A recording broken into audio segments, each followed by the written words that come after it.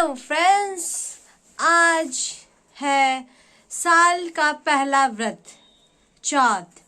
इसे हम लोग चौथ बोलते हैं और हिंदी में हम इसे गणेश चतुर्थी भी बोलते हैं। तो चलिए चलते हैं इसकी तैयारी के तरफ। फ्रेंड्स देखिए, यहाँ पे पूजा के लिए तैयारी हो रहा है और ये हमारी मम्मी माता श्री हैं जो तैयारी कर रही हैं। इन्होंने व्रत किया है, मीन्स हर साल ही करती हैं। इस साल तो हमारे मीन्स चैनल बन गया है, तो इस साल हम लोगों का वीडियो भी बन रहा है। तो चलिए देखते हैं। ये है फल, ये पान सुपारी हम लिए हैं फ्रेंड्स। पान सुपारी लेंगे, सेब लिए हैं, अमरूद लिए हैं, केला लिए हैं, अंगूर लिए हैं। ये पेड़ होता है, पेड़ लिए हैं। हम लोग का गणेश चतुर्थी का ये ऐसा त्योहार है, इसमें 10 का लड्डू जरूरी होता है भोग लगाने के लिए फ्रेंड्स।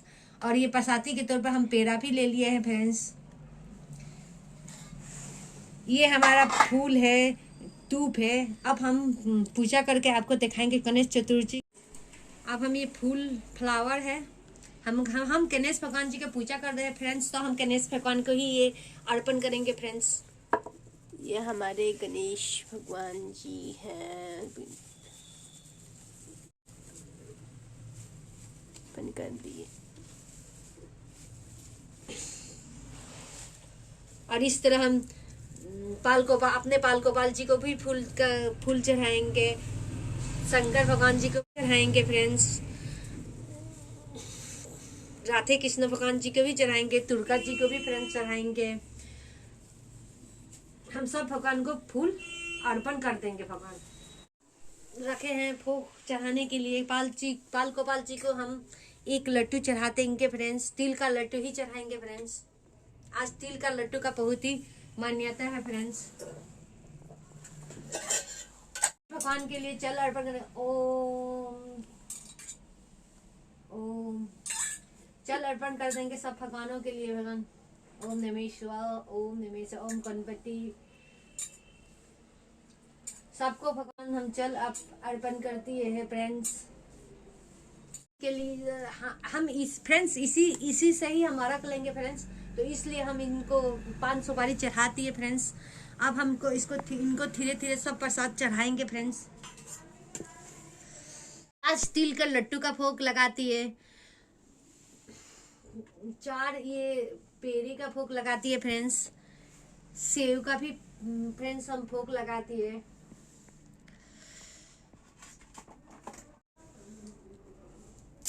केले का भी भोग लगाती है फ्रेंड्स।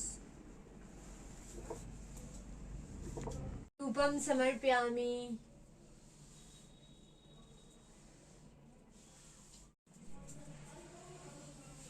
पुष्पम समर्प्यामि।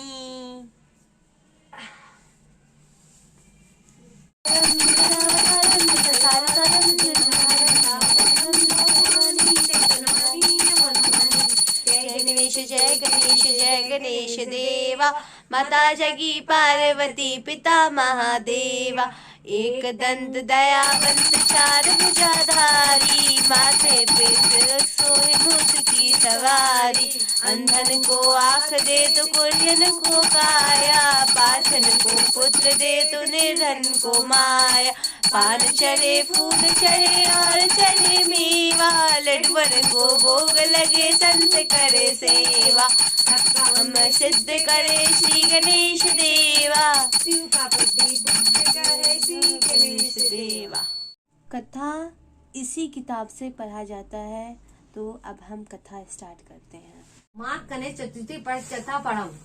पार्वती जी बोली, माघ के महीने में किस नाम से और किस प्रकार से गणेश्वर की पूजा करनी चाहिए और कौन सा नैवेद्य चढ़ाना चाहिए। गणेश जी बोले, माघ महीने में फालचंद्र नाम कनाथाई के प्रोटकोचर से पूजा करनी चाहिए। तिल के 10 मोदक बनाकर 5 कनाथे के और 5 ब्राह्मणों के लिए अर्पण करें।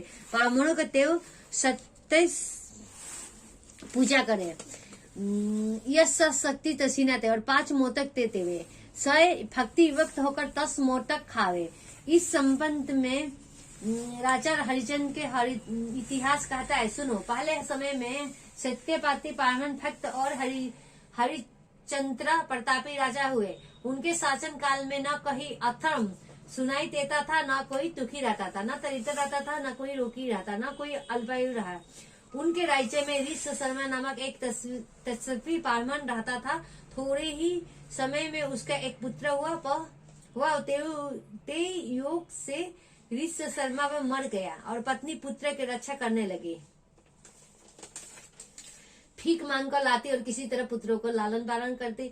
वह यह संकट शक्ति का पाठ करने लगी। भीख मांगकर तिल के 10 लड्डू बनाकर गोबर के गणेश की कहे हुए प्रकार से सदा पूजा करती थी। एक समय उसका 5 वर्ष का पुत्र गणेश की मूर्ति खिलौना समझकर गले में बांधकर खेलने के लिए बाहर निकले। उसी समय एक मूर्ख कुम्हार बर्तन बनाने वाला इस 5 वर्ष के बालक को अपने आयो में डाल दिया। उधर उसकी माता पुत्र को न पाकर पागल सी हो गई और गणाध्याय को पूजा कर विलाप करने लगी। हे गणेश, हे महाकाय, हे जटा मुह सोफियन, पुत्र दुख से पीड़ित मेरी रक्षा करे। हे अनाथों के नाथ, भक्तों के अभिष्ट पार देने वाले पुत्र दुख से पीड़ित मेरी रक्षा करे। इस प्रकार आधी रात तक उस बिचारी ने विलाप किया। सवेरा होते ही कुम्हार आवा खोलकर देखता है कि वह 5 वर्ष का बालक उसी आवा में घुटनों तक पानी में खेलता हुआ।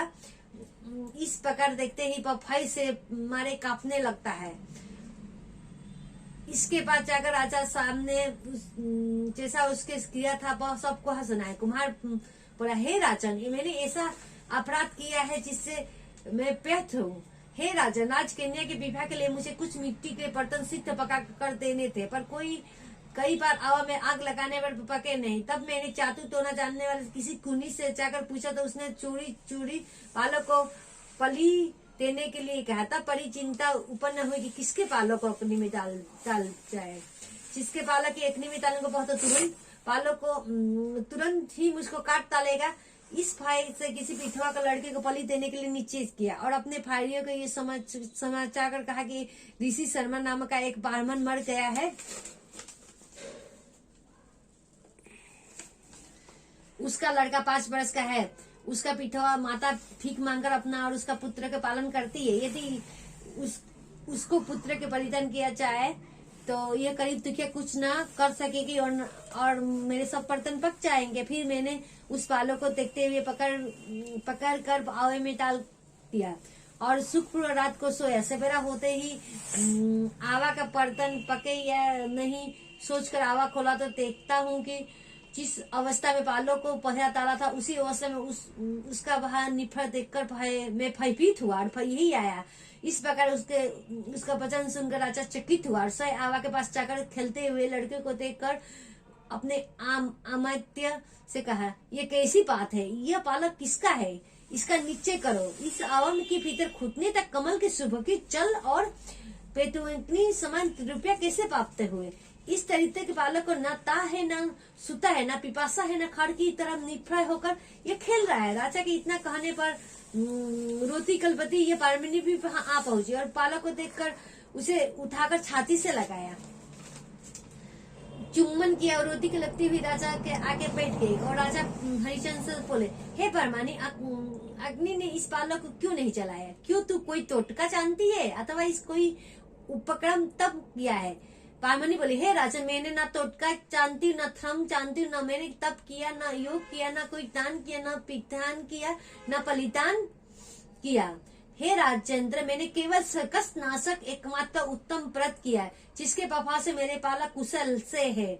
इस प्रकार उसका वचन सुन राजा फिर कहा कि यह व्रत मुझे संपत है, मेरा सारी प्रजा इस व्रत को करे। हे भारत, इस प्रकार राजा ने उसकी परिक्रमा कर कहा कि हे पारमनी, तू धन्य है। मेरी संपूर्ण प्रजा कंतानन की पूजा की प्रारंभ का। इस तरह व्रतराज के प्रभाव से पारमनी ने उसका पुत्र प्राप्त हुआ।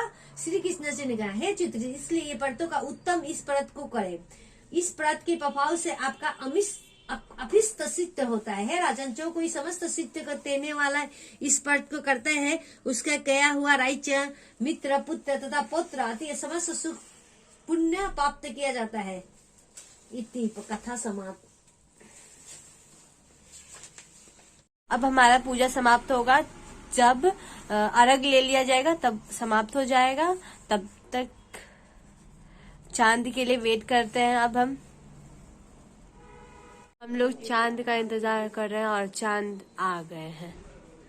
हम ऊपर नहीं जाएंगे क्योंकि इतनी ठंडे में हम ऊपर नहीं जा पाएंगे, इसीलिए हम यहीं पे बालकनी में अर्घ देने वाले हैं।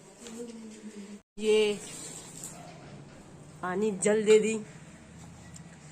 अब मेरी मम्मी ये भगवान जी को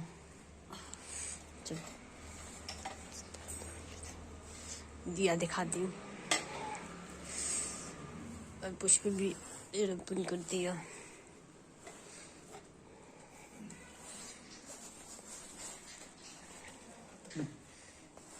जी अभी जला दिया।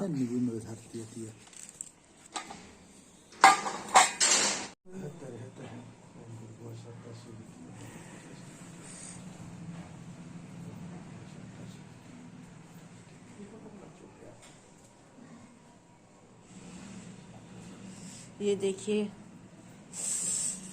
पापा अर्घ दे रहे हैं।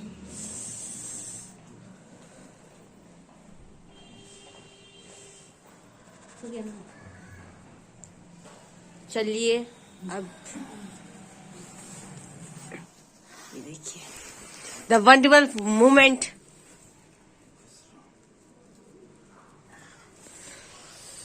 चलिए अब ये समाप्त। अब उठाओ।